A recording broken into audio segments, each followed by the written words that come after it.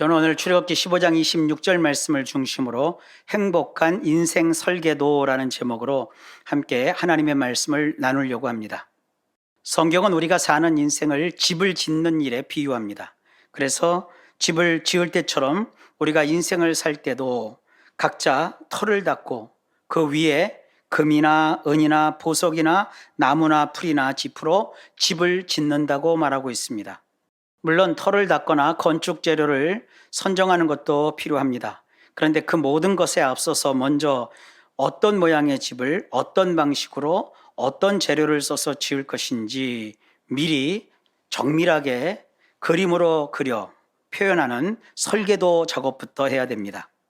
오늘은 이처럼 설계도에 따라서 건물을 세우는 것처럼 우리 인생을 살아가는 데 있어서 우리가 행복해지기를 바라시는 하나님께서 우리를 위해 설계해 놓으신 인생의 행복 설계도가 무엇인지 간략하게 우리 성도님들과 함께 살펴보려고 합니다. 오늘 읽은 성경 본문에서 하나님은 자기 자신을 우리에게 소개하시면서 나는 너희를 치료하는 여호와라고 말씀하십니다. 여기서 치료한다는 말은요, 단순히 병을 고친다 이런 뜻보다 더 큰 의미를 갖고 있습니다. 우리 성경에 나는 너희를 치료하는 여호와다라고 한 말을요, 시브리 원문으로 보면은요, 아니 아도나이 로페카라고 되어 있거든요. 아니라는 말은요, 나는 이란 뜻이고요. 아도나이라는 말은요, 여호와라는 말이고, 그 다음에 로페카라는 말은요, 너희들의 의사라는 말이에요. 그래서 나는 너희들의 의사인 여호와이다 이런 뜻이에요. 시브리 말로 의사를 로페라고 하거든요. 근데 이 시브리 말의 의사라는 이 말은요, 우리가 지금 보듯이 무슨 내관이, 외관이, 이비인후과니, 성형 외과니 이렇게 각 과별로 전문적인 의사가 있는데 그런 의사를 뜻하는 단어가 아니에요. 이 로페라는 말은요, 비록 의사라고 번역을 하지만 우리가 생각하는 그런 의사보다는 훨씬 더 넓은 의미를 갖고 있는 그런 단어입니다. 성경에서 이 로페라고 하는 이 의사의 개념은요, 병을 치료하는 그 행동보다는요, 치료를 받은 결과에 그 비중을 더 크게 둡니다. 그래서 성경에서 무슨 치료했다 이런 말은요, 치료하는 그 행동보다는 치료를 받아서 낫다, 그 다음에 회복되었다, 원상태로 다시 돌아왔다 이런 의미예요. 치료하는 여호와, 치료하시는 하나님이라는 이 개념은요, 몸과 마음에 발병한 질병뿐만 아니라 우리의 엇나간 마음과 잘못된 신앙, 그리고 죄 짓는 생활에서 흐트러지고 망가진 불행한 삶에서 벗어나서 건강하고 행복한 인생으로 완전히 탈바꿈하는 것을 뜻합니다. 성경은 이처럼 우리를 고쳐주시는 하나님께서 우리 인생을 위하여 설계하신 행복한 인생 설계도를 소개하고 있습니다. 예레미야 29장 11절에 우리 인생을 향한 하나님의 행복 설계도가 나와요. 그 말씀을 보면 이렇습니다. 여호와의 말씀이니라. 너희를 향한 나의 생각을 내가 아나니 평안이요 재앙이 아니니라. 너희에게 미래와 희망을 주는 것이니라. 하나님이 설계하신 우리의 인생은요, 우선 재앙이 아니래요. 여기서 이 재앙이라는 말은요, 라라는 말인데 이것은 성경에서 다양한 의미로 번역이 돼요. 빈곤, 고통, 고충, 괴로움, 상처, 뭔가 이렇게 다쳐서 입은 부상, 이런 것을 뜻하는 단어거든요. 아주 안 좋은 거예요. 하나님은 우리가 이렇게 우리 인생이 가난하고 고통을 받고 막 괴로워하고 상처를 받고 뭔가 다쳐서 막 부상을 당하고 이런 것을 계획해 놓지 않으셨다는 거예요. 지금 우리 성도님들 괴로워하고 고통스럽고 어디 다치고 어디 상하고 막 가난하고 힘들고, 이것은 하나님이 나를 설계한 나의 설계도가 아니라는 거예요. 하나님께서는요, 우리를 재앙 속에 살도록 설계하지 않으셨다는 거예요. 그럼 하나님께서 우리 인생을 어떻게 설계하셨나요? 첫째, 평안하게 설계하셨대요. 이 평안이라는 말을요, 샬롬이라고 하는 거거든요. 이 샬롬은 겉으로만 위로하는 척 하는 게 아니에요. 어떤 사람이 아파요. 힘들어 죽겠는데 하나님이 와가지고 야 그거 아픈 거 아니야, 그 별거 아니야, 그 힘든 거 아니야, 주변을 봐봐, 다른 사람은 너보다 더 아파, 너는 아프다고 하지 말고 힘들다고 하지 말어, 다 견딜 수 있는 거야, 좀 이렇게 하는 것이 아니에요. 주님이 말씀하시는 이 샬롬이라는 평안은요, 너희가 평안하도록 힘쓰고 애써라, 평화롭게 지내도록 너희가 노력하라, 지금 이런 뜻에서 말씀하신 것이 아니에요. 주님은요, 내가 가진 나의 평안을 너희에게 준다 그러셨어요. 예수님이 가지신 그 평안, 예수님이 누리신 그 샬롬을 우리에게 주셔서 우리도 그 예수님의 평안을 가지고서 그 평안 가운데서 행복해지게 하시겠다는 것이 하나님이 우리를 향해서 설계해 놓으신 설계도라는 거예요. 보통 기독교가 아닌 다른 종교나 일반적인 심리학에서는요, 평안이라고 하는 것을요, 우리 기독교하고는 다른 식으로 접근해서 이야기를 해요. 어렵고 힘든 가운데 있는 사람에게 너는 그 어렵고 힘든 것은 그냥 너의 운명이야, 너의 팔자야. 또 네가 지금 어렵고 힘든 것은 지금의 문제가 아니라 과거에 네가 받았던 어떤 트라우마, 그 상처로 인해서 받은 그 아픔 때문에 생기는 일종의 정신적인 질환이야. 이런 식으로 접근을 해요. 그러니까 어떤 종교에서는 그러는 거예요. 너 지금 아프냐? 그래, 원래 인간이라는 것은 아픈 거야. 인간이라는 것은 원래가 다 헛된 거야, 허무한 거야. 그러니까 그 고통, 그것은 네가 잘못해서 얻는 것도 있지만 업보야, 업보. 너의 그 선대에 어떠한 원인이 있어서 그 원인이 너희에게 와갔을 때 그것이 고통으로 나타난 거야. 그러니까 이것은 업보니까 네가 그냥 받아서 살아야 되고 그런 고통을 즐겨. 그렇게 사는 것이 인생이야. 다 그런 거야. 너만 아픈 것이 아니라 이 세상을 보면 다 그냥 아파. 그게 인생이야. 이렇게 그냥 덮고 지나가요. 그러면서 거기서 샬롬, 평화를 얘기한다는 거예요. 사람이 병에 걸리면 얼마나 불안해지고 두려운데요. 여러분 혹시 병원에 가서 무슨 의사가 좀 심각하네요, 좀 특수 촬영을 좀 해봅시다, 이것은 엑스레이 갖고 안 됩니다, MRI나 이런 것을 좀 찍어야 병세를 좀 알 수 있을 겁니다, 언제 오셔서 한번 종합검진을 좀 해보십시다, 이런 소리 들으면 마음에 털컥하고 겁부터 나지 않아요? 혹시 내가 큰 병에 걸려서 이 병 때문에 내가 죽으면 어떡하나, 이런 불안감이 있지 않아요? 내가 죽는 것은 나 혼자로 끝나는 것이 아니라 저 아내는 내가 없으면 어떻게 살아, 그리고 저 자녀들은 누가 키워, 막 이런 질병 앞에서 얼마나 두려워합니까? 이게 인간의 현실이라고요. 이것을 접근할 때 야, 인간은 원래 그렇게 병에 걸리는 거야. 병에 걸리면, 큰 병에 걸리면 뭐 사람이 뭐 손 쓴다고 뭐가 되냐, 다 이렇게 죽는 거지 뭐, 그건 다 숙명이고 운명이야, 이렇게 접근한다고요.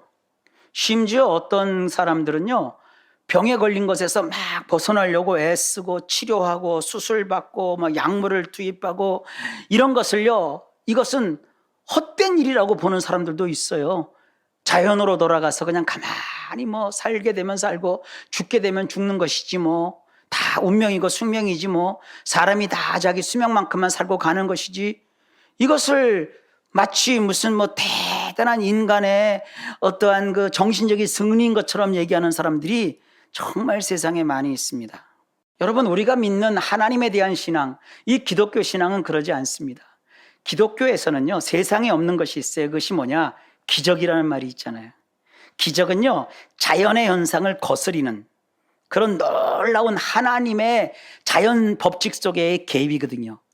하나님은 얼마든지 우리 인생 속에 기적을 일으키시는 거예요. 기독교의 신앙은요, 기적을 일으키는 하나님을 믿는 그 신앙을 중요시 여겨요. 예를 들면 기독교는 이런 거예요. 막 아파요, 막 힘들고 고단하고 온몸이 막 욱신욱신 쑤시고 큰 병에 걸린 것 같아요. 아니 실제로 검사 결과 이것은 의학적으로 어떻게 손쓸 수 없는 병이라는 거예요. 그런 사람에게 하나님이 뭐라고 하십니까? 네가 아프냐? 그러면 나에게 오라. 나에게 네 병을 맡겨라. 그런데 한 가지 조건이 있다. 네 방법대로 하지 말고 내가 일러주는 방법대로 한번 해보겠니? 이렇게 하나님이 우리에게 다가오셔서 우리를 고쳐주시든지 새롭게 하시든지 살리시든지 이렇게 하신다는 거예요. 저는 이 귀한 시간에 황당한 얘기를 하는 것도 아니고요, 거짓된 어떤 희망을 주려고 하는 것도 아니에요. 하나님은요, 우리를 치료하는 의사가 되신다는 사실을 심지어 강조하고 있는 거예요. 다른 종교에서는 이런 것이 없어요. 하나님은 우리의 병을 고쳐주시는 의사이십니다. 병만 고치시는 것이 아니라 우리 내면 속에 하나님과의 뒤틀어진 관계, 죄로 인하여 받은 여러 가지 심판, 하나님에게서 멀리 떠나간 우리의 그 모든 심령을 다 회복하시는 이런 기적의 하나님을 말씀드리고 있는 거예요. 분명히 기억하십시오. 하나님은 우리의 인생을 향하여 샬롬, 평안하기를 설계하셨어요. 여러분의 인생을 하나님께 맡기고 하나님의 뜻대로 살면 하나님은 여러분의 인생 속에 여호와의 평안, 하나님이 가지신 그 샬롬을 주셔서 평안케 하신다는 것을 잊지 마시기 바랍니다. 두 번째로, 나를 향한 하나님의 영원한 설계에 따르면요, 미래가 있게 하신대요. 이 미래라는 단어는요, 아하리트라는 단어인데요, 이것은요, 끝, 마지막, 최후, 혹은 나의 후손, 혹은 결말, 남은 것, 결과, 이런 다양한 뜻을 가진 그런 단어거든요. 그러니까 우리 인생의 현실에 있어서는 슬픔, 괴로움, 곤란함, 실패, 좌절, 질병, 이런 망함, 이런 것이 잔뜩 가득하다고 해도 하나님이 나를 향해서 설계하신 그 설계도에 보면 나의 미래가 있다는 거예요. 나에게 내일이 있다는 거예요. 나의 훗날이 있다는 거예요. 나의 마지막이 있다는 거예요. 이건 굉장히 긍정적이고 좋은 의미인 것입니다. 하나님을 믿는 사람은 현재는 고난이고 고통이지만 틀림없이 나의 마지막에는, 나의 훗날은, 더 나아가 나의 후손에게는 좋은 것이 있다는 것, 이것이 나를 향한 하나님의 설계라는 거예요. 그래서 이것을 하나님께서 뭐라고 얘기하시느냐면, 나를 경외하고 나를 믿는 자에게는 자손 천대 만대까지 하나님께서 복되게 하시다는 거예요. 세 번째로, 하나님은 우리를 설계하실 때 희망의 인생으로 설계하셨어요. 이 희망이라는 단어는요, 티크바라고 하는 단어인데, 이것은요, 기대 혹은 소망, 이런 뜻이거든요. 지금 여러분들 절망하고 계십니까? 소망을 다 잃어버린 상태입니까?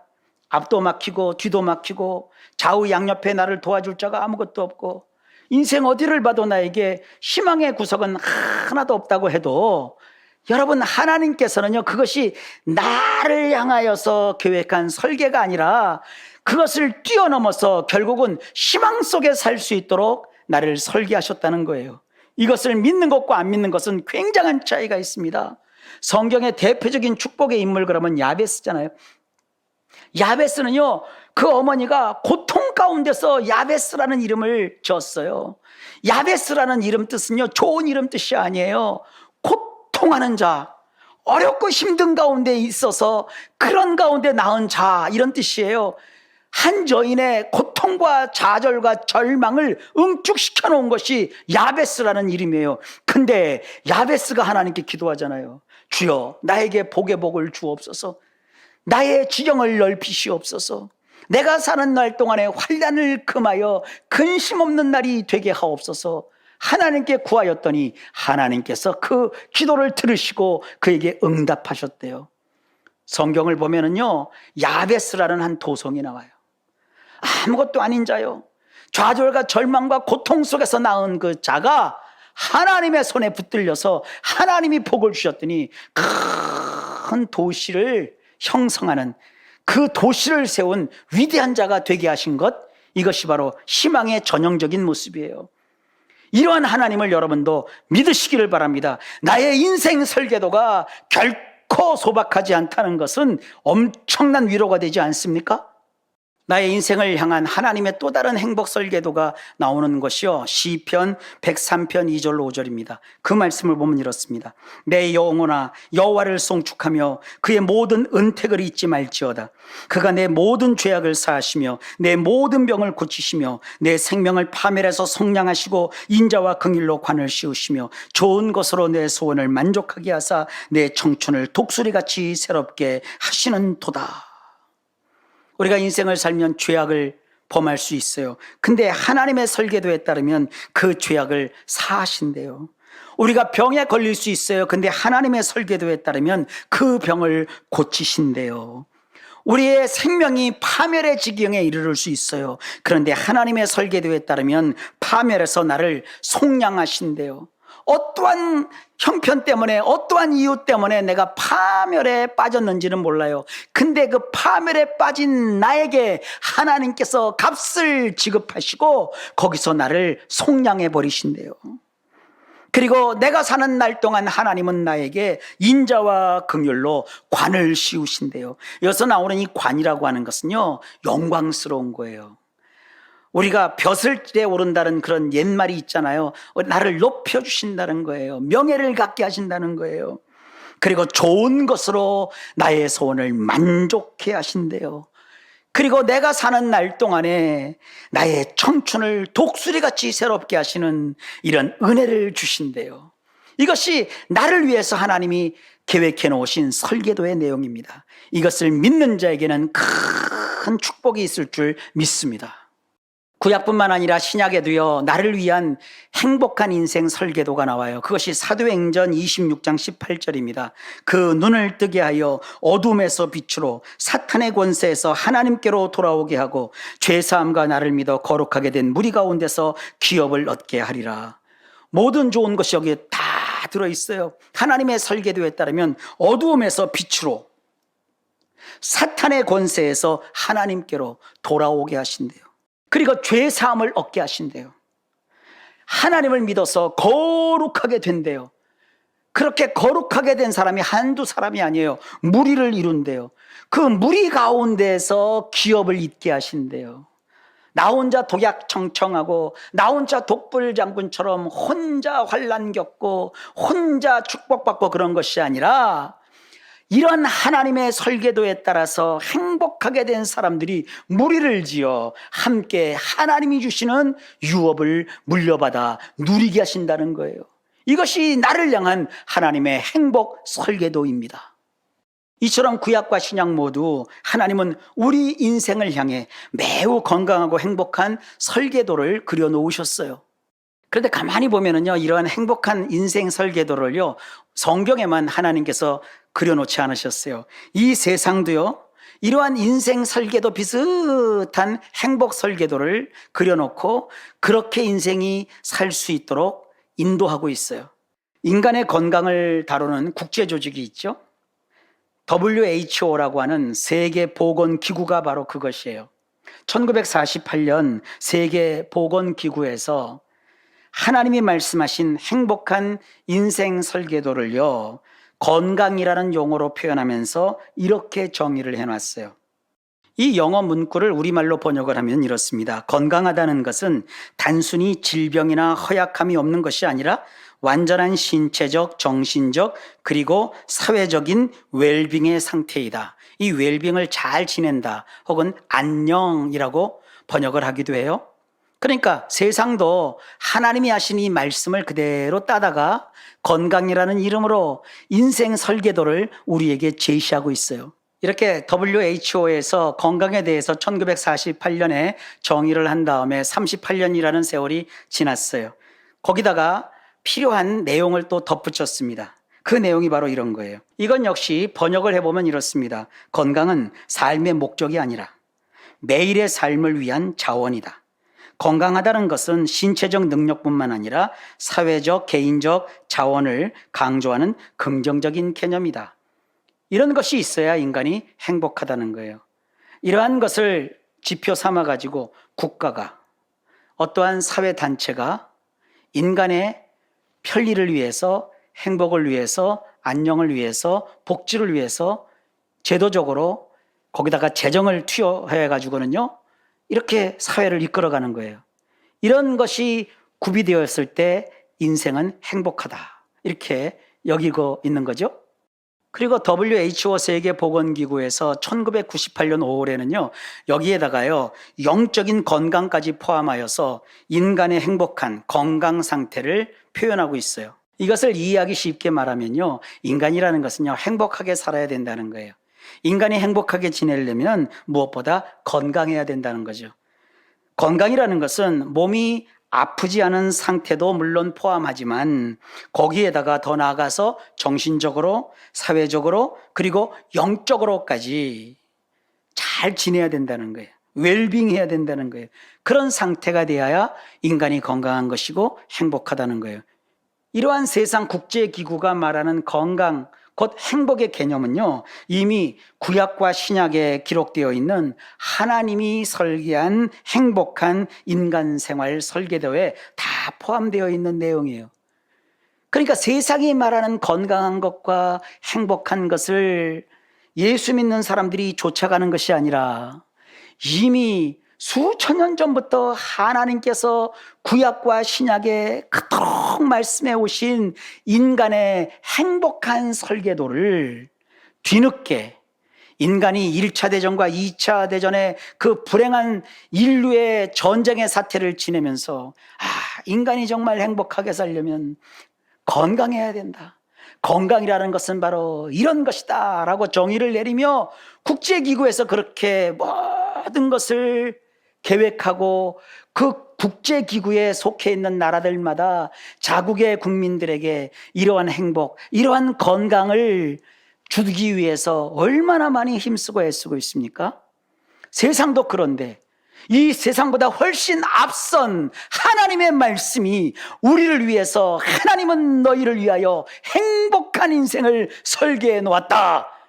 그러니 너의 인생을 하나님께 맡겨라. 하나님은 너희를 행복하게 하는 의사이신 하나님, 단순히 병만 고치시는 분이 아니라 병도 고치시고 사회적으로, 정신적으로, 영적으로 너희를 전인격적으로 건강한 상태, 행복한 상태로 설계해 놓은 이 하나님을 너희가 믿고 따르고 그분을 신뢰하라, 이렇게 말하고 있다고요. 그러니까 여러분, 내가 건강하게 행복하게 사는 것은 하나님이 주신 거고 하나님이 나에게 약속하신 축복이라는 것을 잊지 마시기를 바랍니다. 하나님이 설계하신 행복한 인생을 위해서 우리가 해야 될 것을 하나님은 두 가지로 알려주고 계세요.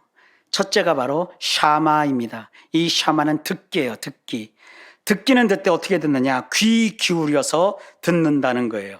본문에 보니까 너희가 너희 하나님 나 여호와의 말을 들어 그랬어요. 이것은 단순히 누군가 성경 읽는 그 소리를 듣는 그런 종류의 듣기가 아니에요. 이것은요, 듣는 것을 깨달으면서 듣는 그러한 들음을 뜻해요. 사도행전에 보면 에티오피아에서 온 궁중내시가 등장합니다.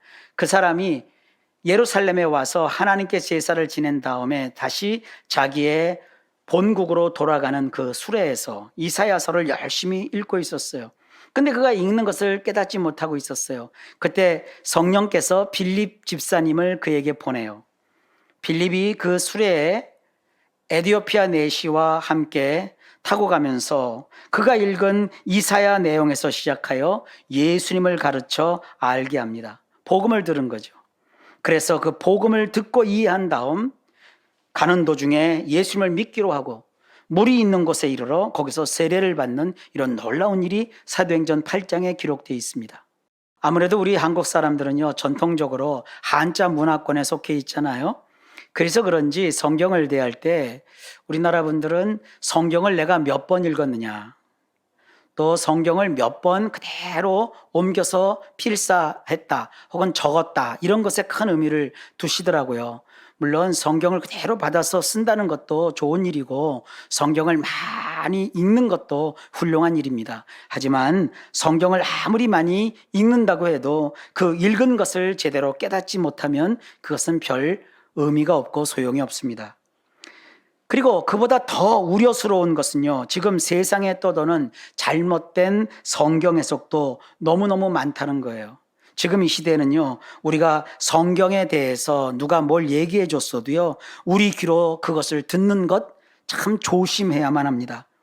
성경은 그래서 이렇게 미리 말하고 있거든요.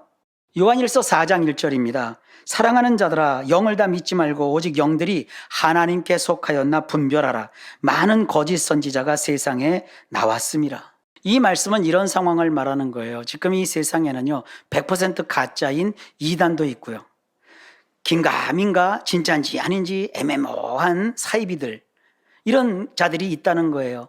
여러분, 이단도요, 성경 가지고 이단하고요, 사이비들도 성경 들고 사이비를 하거든요. 그러니까 어떤 사람이 성경을 말하고 성경을 가르친다고 해서 이것이 맞다 이렇게 생각하시면 안 됩니다. 그래서 우리가 이 시대를 살면서요, 지혜로운 마음을 꼭 가지셔야 돼요. 누가 그럴듯하게 근사한 말을 했다고 해서요, 거기에 혹 하고 넘어가거나 그러시면 안 됩니다.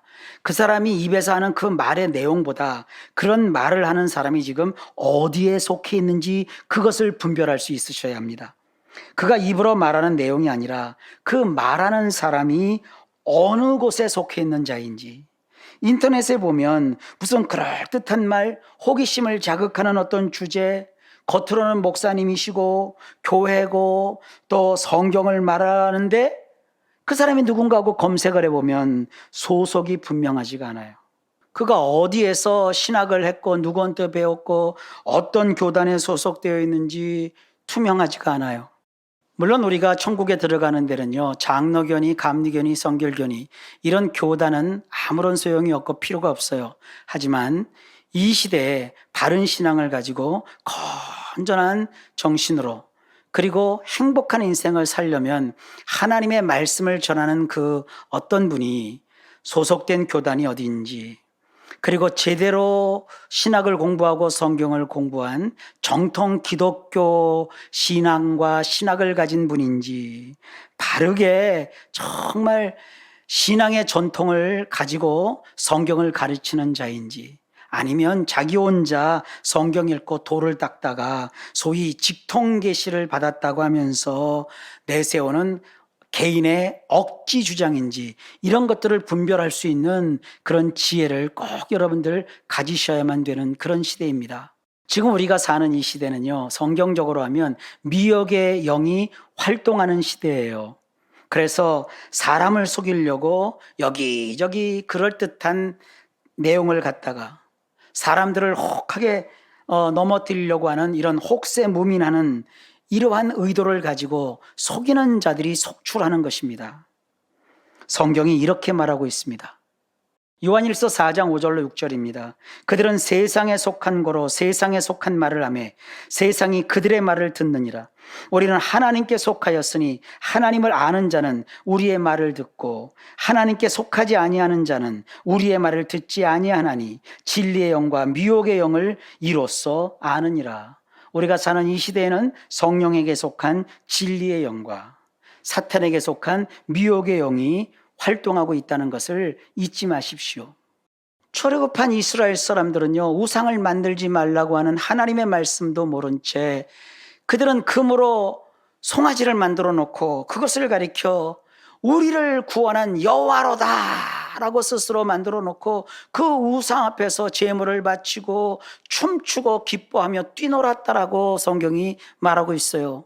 하나님은요, 인간의 손으로 만들 수 있는 그런 우상이 아니라고 했거든요. 그런데 그런 말씀은 안중에도 없고 자기들 손으로 정성을 다해 만들었으니 이것이 곧 신이고 이것이 곧 여호와이다 라고 하면서 결국은 심판을 받아 멸망당하고 말았어요. 이단과 사이비 그리고 거짓된 가르침을 분별치 못하고 거기에 귀 기울여 들으면 우리는 이스라엘 사람들처럼 다 그렇게 광야에서 멸망케 되는 그런 현실을 겪습니다. 그러므로 하나님이 설계한 행복한 인생을 살려면 반드시 하나님의 말씀을 샤마 이해하면서 제대로 잘 들어야 합니다.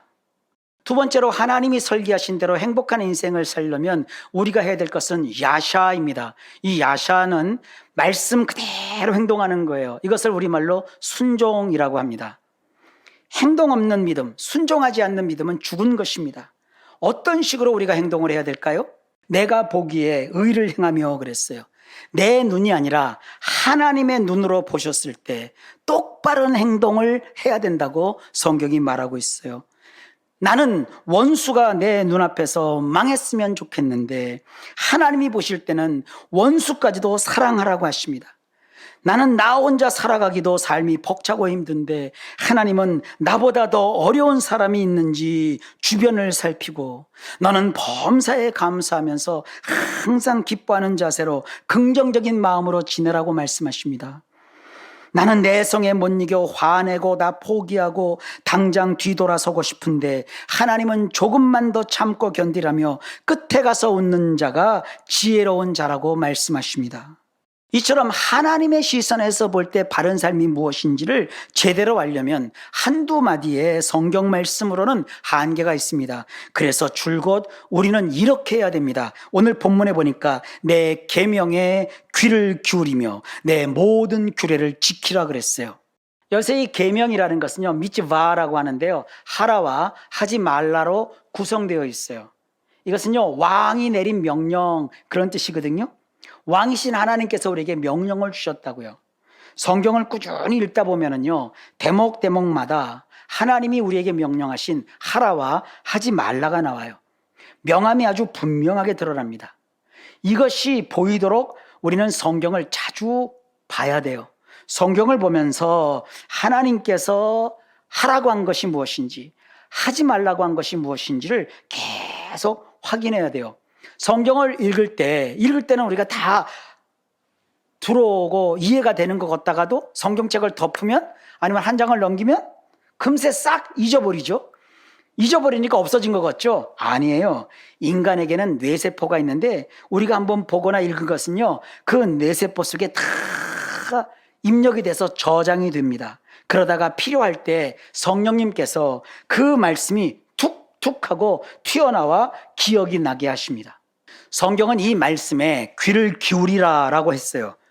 여기서 이 귀를 기울이라 라고 번역한 단어는요, 아짠이라고 하는데요, 이것은요, 저울질하다 이런 뜻이에요. 말씀과 나의 삶의 무게를 잘 이렇게 비교해 보는 거예요. 그래서 말씀을 나의 삶의 무게에다가 맞추는 것이 아니라 나의 삶을 성경의 무게에 맞춰야 돼요. 나의 삶이 성경보다 무거우면 그만큼 내려놔야 돼요. 만약에 나의 삶이 성경보다 가벼우면 그만큼 더 얹어놔야 돼요. 그래서 늘 말씀과 나의 삶을 이렇게 균형되게 살펴야 되는 겁니다. 이것을 가리켜 성경은 나의 계명에 귀를 기울이라 라고 말씀하신 거예요. 항상 우리는 나의 생각과 성경의 말씀을 잘 이렇게 균형 잡히게 하는 이러한 삶을 사셔야 합니다. 그리고 그 다음에 내 규례를 지키라고 했잖아요. 이 규례를 허크라고 하는데요, 이것은요, 구체적인 행동의 규칙을 뜻해요.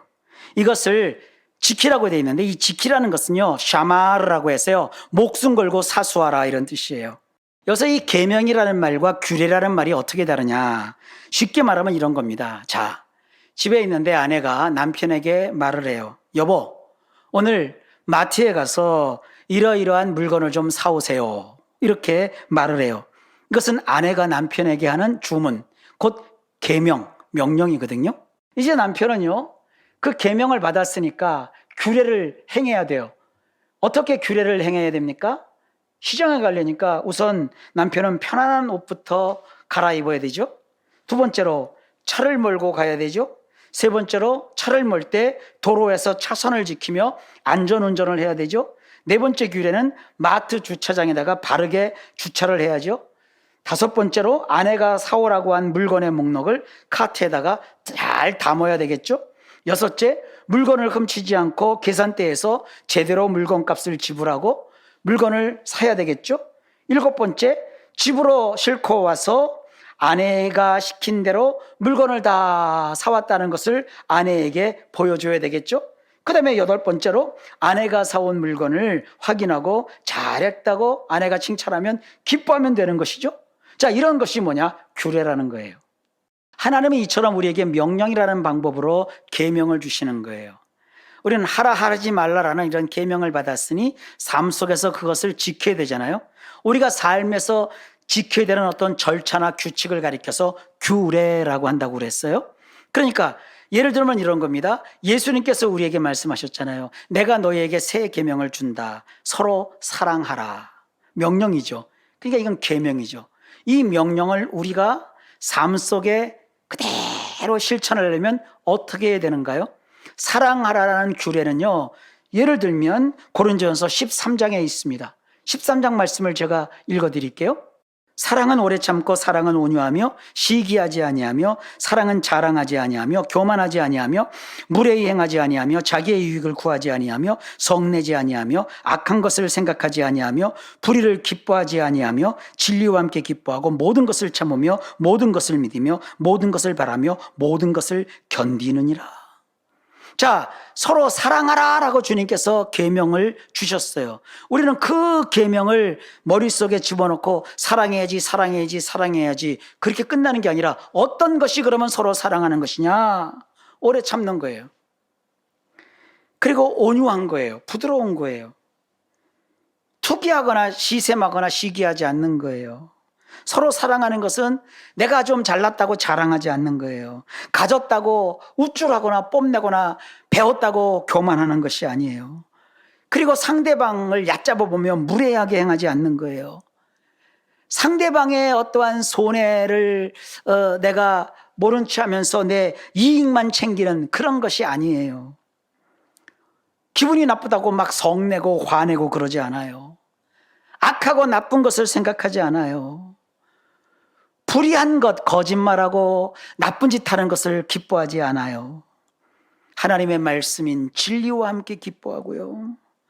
살면서 서로 잘 모든 것에 대해서 참고 거기까지 참고 그것도 참고 저것도 참고 이것도 참으면서 지내는 거예요. 부모로서 자식을 믿어줘요. 아내를 믿어요. 남편을 믿어요. 서로가 서로를 믿어줘요.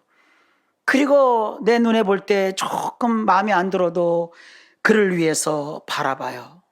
그리고 힘들 것이 있고 어려움이 있을 때 그 어려움 속에서 그것을 또 참아 견뎌요. 이것이 뭐예요? 서로 사랑하라는 규례예요. 아내가 남편에게 시장 갔다 와 그래도 남편이 지켜야 될 규례가 아까 제가 보니까 8개 규례예요. 그러니 하나님께서 사랑하라 그랬을 때 그 사랑할 수 있는 규례가 얼마나 많아요.